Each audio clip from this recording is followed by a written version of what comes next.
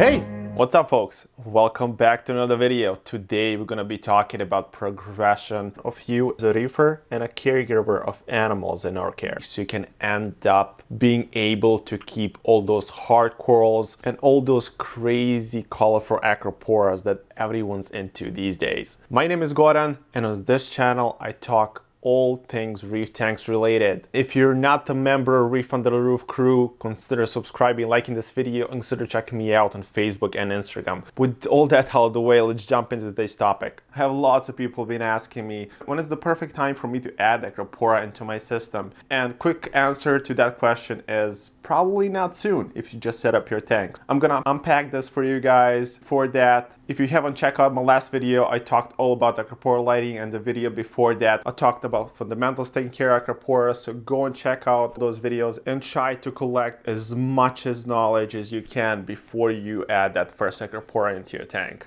When I started in this hobby, I was all about Acroporas. When I first set up the tank, I waited a few months and then added Acroporas right off the bat. I filled my tank with high-end Acropora pieces, and that was a huge mistake. If you're looking to add corals and you just started reefing, start first with anemones, soft corals, LPS corals, and then you can jump into easy SPS like Montiporas, bird's nest, stylos, and then after that you can start adding aquacultured acroporas. When you start adding acroporas, don't go for those high-end pieces. Try to grab the pieces that have been in the hobby for a while, that are established already, and then after that, when you can grow them and call them up, that's when you can start adding more of the other pieces. That'll be kind of like a coral progression that you're gonna follow, so you can end up keeping acros in your tank, but along the way, you're gonna learn a lot. You're gonna collect all those puzzle pieces and you're gonna put them together, and then you're gonna have your base knowledge, so you can start growing those Acropora corals.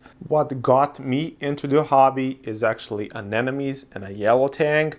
So if there's anything that you actually like in this hobby that it's not really hyped up, go for it and start from there. For instance, I'm enjoying my anemone tank as much as I enjoy my mixed reef tank, and if Acroporas are truly what you're looking for, then go for it. You won't regret it. There's a lot of things to like about them, but don't be ashamed. Start with anemones, soft corals. There's a lot of pretty ones out there that I bet you'll enjoy, so just take your time, be patient, just enjoy the hobby and enjoy your progression throughout the hobby. Second thing that it's pretty important is testing. If you don't test, you won't really know what's happening in your tank. I'm talking about temperature, salinity, alkalinity, pH, nitrates, phosphates, and everything else. You cannot just do a water change and be like, oh, my parameters are perfect, let's go get some corals. You have to keep all those parameters stable. Every single time you test, you have to guess which numbers you're gonna get. So when you test them, you're just gonna double check them and make sure they're there. And when you're all there, that's when you're ready for Acroporas. Third thing is your tank. There's a lot of variables when your tank's gonna be ready for Acroporas. For instance, if you start your tank with live rock and live sand, if you add some of the older water from established system, you're gonna probably be able to add those corals a little bit quicker.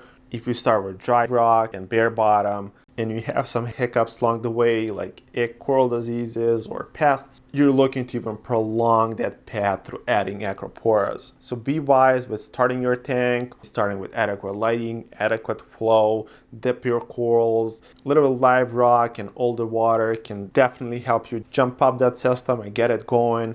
But until then, just be patient and take your time. Those are 3 things I wanted to talk about in this video. If you guys have anything to add, any questions about anything we talked about today, feel free to drop it in the comments down below. If you guys are not part of the Reef Under the Roof crew, go check me out on Facebook and Instagram. Subscribe, of course, and see you guys in the next video. All right, peace.